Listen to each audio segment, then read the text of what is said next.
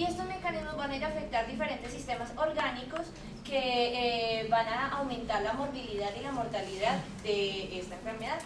Entonces, resulta que las complicaciones tienen unas divisiones. Entonces vamos a hablar de unas vasculares y las otras no vasculares.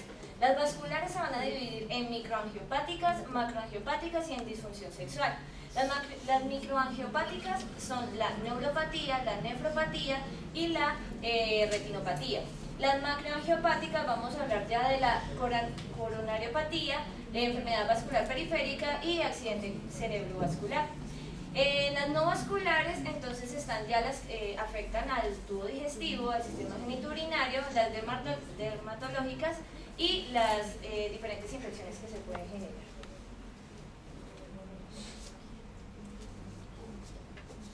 Bueno, entonces aquí les voy a comentar algo sobre el control de la glucemia. Resulta que hicieron un ensayo con 5.000 individuos que tenían diabetes mellitus tipo 2.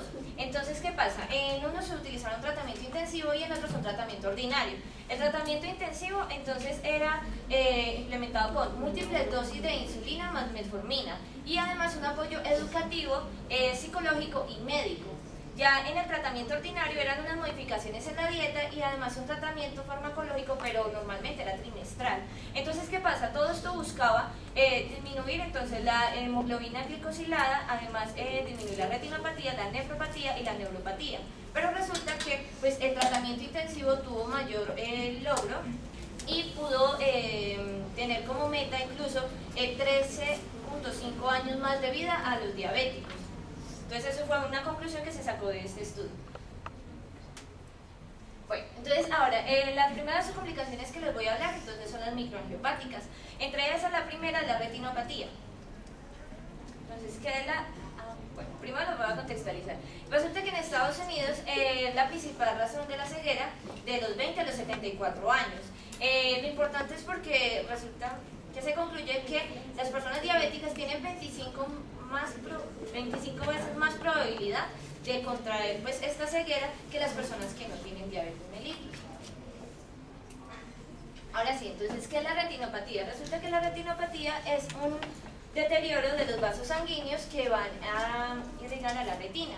Entonces, hay dos tipos, la no proliferativa y la proliferativa. La no proliferativa ocurre al final del primer decenio o al comienzo del segundo, tiene unas manifestaciones que son microaneurismas vasculares de la retina, tienen además unas manchas, hemorragias y exudados algodonosos. Esta, cuando es avanzada, va a generar que además aumente el calibre de los vasos que irrigan a la retina. Entonces esto que va a generar una alteración del flujo sanguíneo generando una isquemia. Esta isquemia nos va a llevar a una neovascularización que es pues, a causa de la hipoxia por la alteración que hubo y entonces pasamos ya a la fase proliferativa. Entonces en esta hay unos vasos neoformados que aparecen en el nervio óptico o en la mácula o aparecen en ambos y ya luego entonces van a generar unas hemorragias, fibrosis y finalmente el desprendimiento de la retina.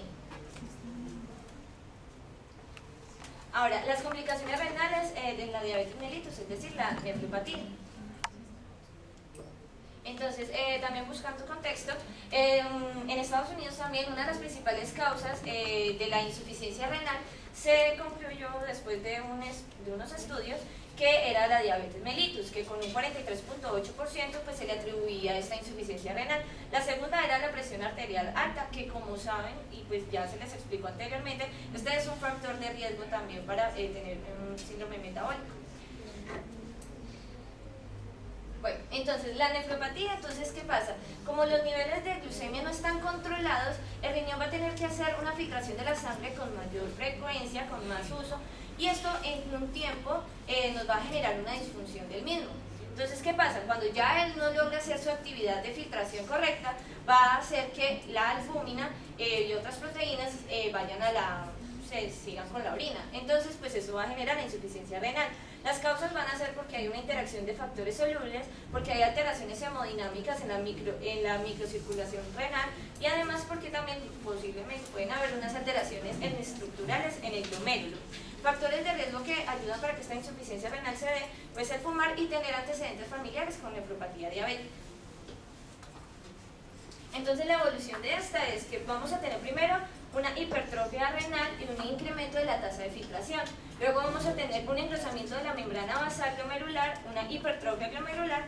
Luego vamos a pasar a una excreción de pequeñas cantidades de albúmina en la orina. Finalmente vamos a tener una macroalbuminuria y finalmente una nefropatía.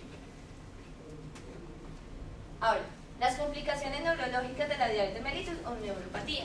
Entonces, también buscando contexto, estas entonces aparecen normalmente en el 50% de las personas que tienen la enfermedad.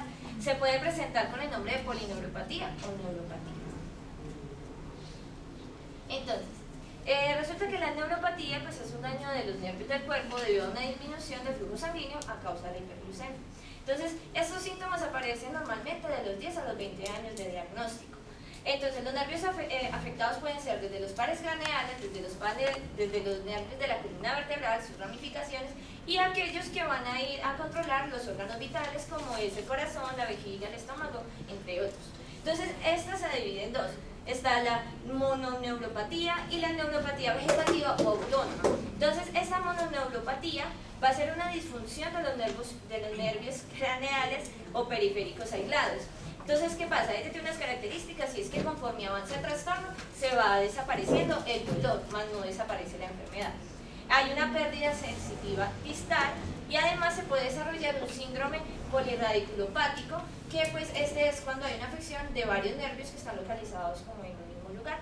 Está también la neuropatía vegetativa o autónoma, que esta es una disfunción, la disfunción vegetativa va a afectar el sistema colinérgico, noradrenérgico y peptidérgico. Entonces allí ya vamos a ir a afectar lo que es el sistema cardiovascular, digestivo, genitourinario, pseudomotor y metabólico, pues a causa de que no se va a poder generar una